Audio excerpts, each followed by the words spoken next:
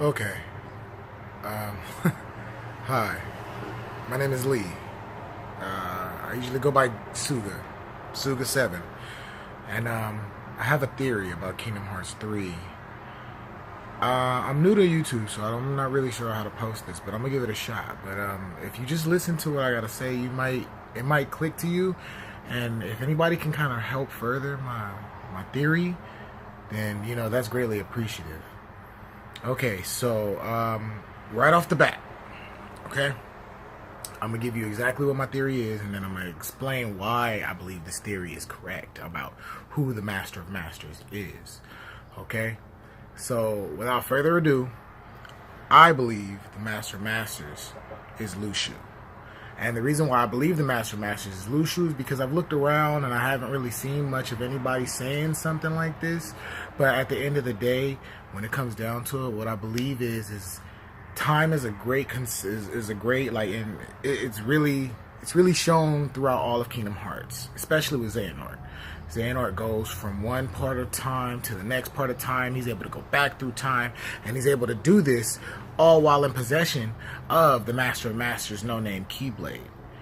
So, which makes me believe, since Keyblades do grant you the certain abilities, that the Master of Masters Keyblade is an ability to manipulate time. And that makes me believe that, and I'm gonna just let you know now, Luxu was given his role because he had completed his role, just like the Master said. See, the Master told him, the fact that I actually even created the book means that you've already completed your role.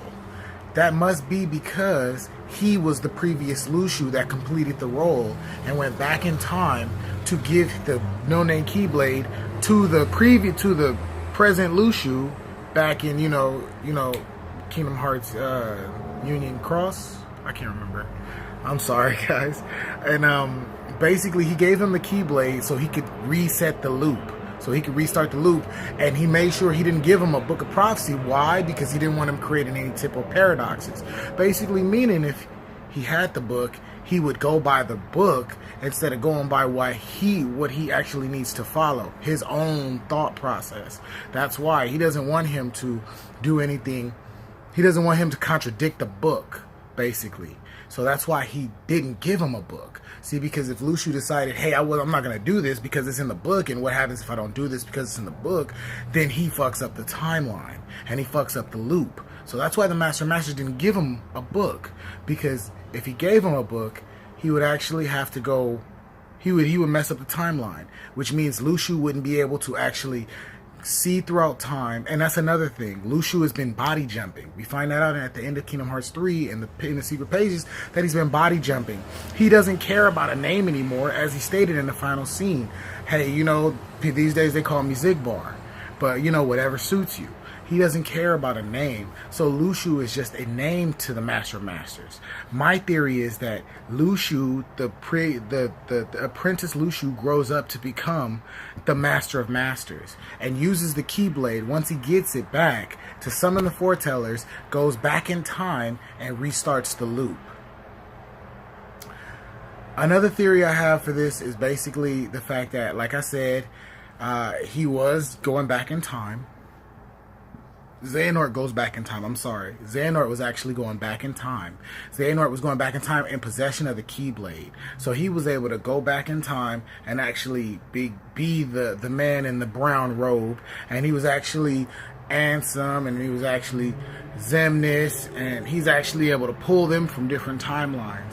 Now, I've been trying to disprove my own theory, and I've been wanting to, because I don't know how to do this type of stuff, like make videos.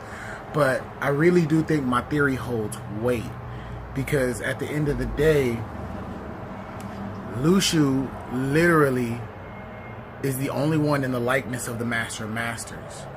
My theory is literally, basically, Luxu grows up, he finishes the loop, he realizes that he is actually the Master of Masters, and he goes back in time in order to reset the loop.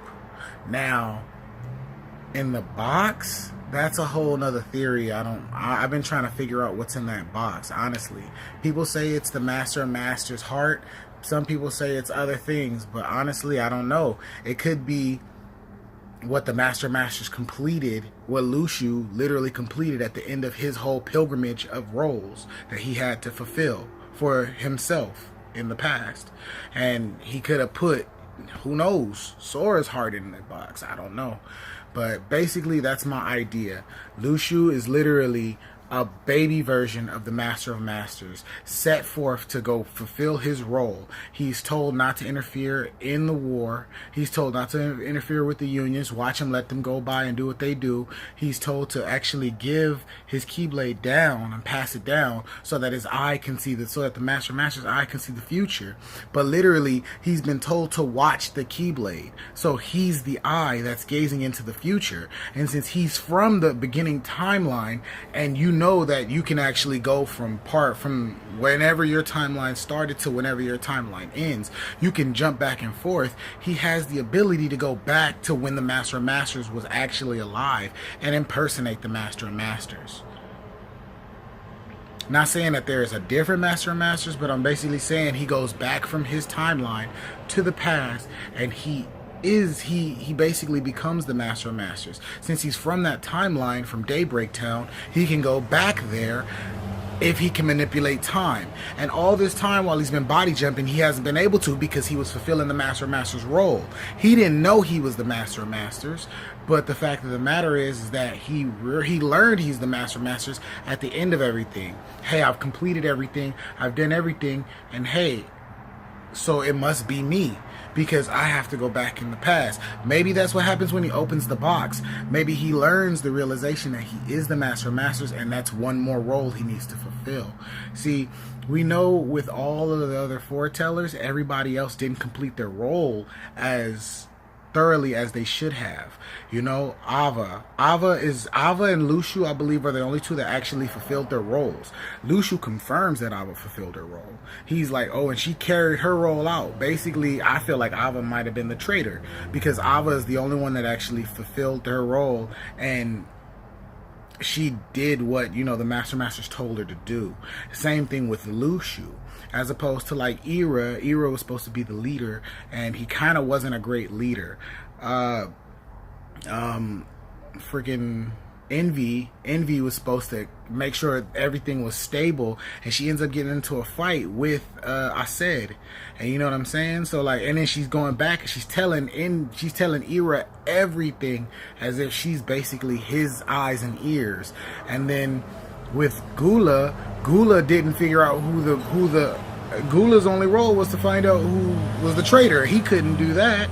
And then with Aced's role was to be the right hand, but basically he challenged Ira. He challenged the guy he was supposed to be the right hand to, because the Master did tell him to, true, but when it came time for him to actually try to be, like the Master said, when it came time for him to actually try to be, hey, you know, the leader of everybody, maybe you need to be fit to be leader at that point. Once you realize Ira isn't a fit leader, he didn't do that either. So this is why I feel like Lushu and Ava are the only two that actually did fulfill their roles.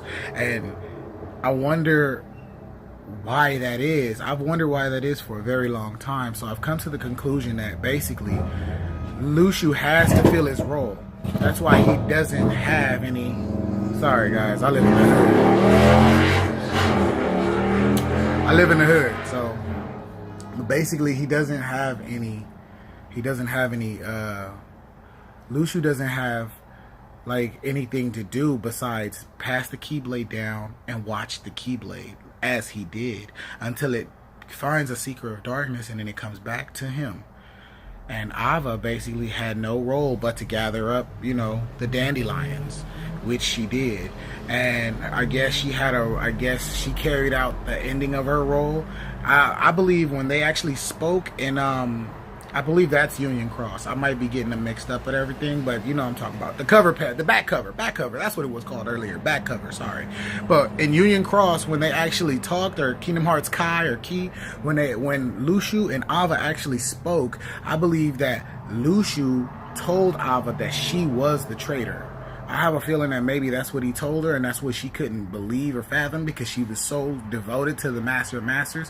Why would she be the Why would she be, you know, the actual traitor? But it makes sense because she's the only one that actually followed his role. Like, they were told not to do certain things and they did them anyway because the Master wasn't there. So this is my theory. If anybody can help me out and try to make this further, I can definitely be greatly appreciative. Like I said, my name is Suga7. My name is Lee. If you guys can message me and let me know, talk to me, you know, I'm here. I'm trying to figure this out, and I think I have something actually worth figuring out. I'm gonna try to make a timeline of everything. That way I can better explain everything, because the way it is now, I'm kind of just talking, and I mean, hopefully, you know, if you're really deep in the Kingdom Hearts lore, you may get it. You may be able to discredit me, but at the end of the day, I've been trying to discredit myself for a while now, for like a couple of weeks now, and I haven't been able to. So if you could help me figure out if maybe I'm correct, I hope Tetsuya Nomura is not going to be too mad. Hope he's not going to be too mad if we figure out his secret that the Master of Masters is actually Luxu. And I've seen like 2 other YouTubers kind of hint to this before, and it's one, I forget her name, I'm gonna probably mention her in the comments below, but she basically said that Xigbar was the Master of Masters, which wasn't too far-fetched. And then there was another guy that actually said that maybe, you know, Luxu is actually a split, like, you know, Ventus and Vanitas. You know how their hearts were split into 2, and then the Master of Masters is basically the smart, dark one, and you know, Luxu is basically the timid, kind one. And another thing about their names, they obviously seem like, I know people always talk about the 7 deadly sins, but I'm gonna put another video out because I feel like they actually are opposites, which I've heard before, but a lot of people don't talk about the 7 heavenly virtues. And that's one thing I actually did want to speak about as well. So that's basically that. You know, if you guys don't know what the 7 heavenly virtues are, I suggest you look it up and, you know, kind of correlate everybody's actions and their behaviors to what their opposites are from the 7 deadly sins. All right, my name's Suga7, and you have a great day, guys. Bye.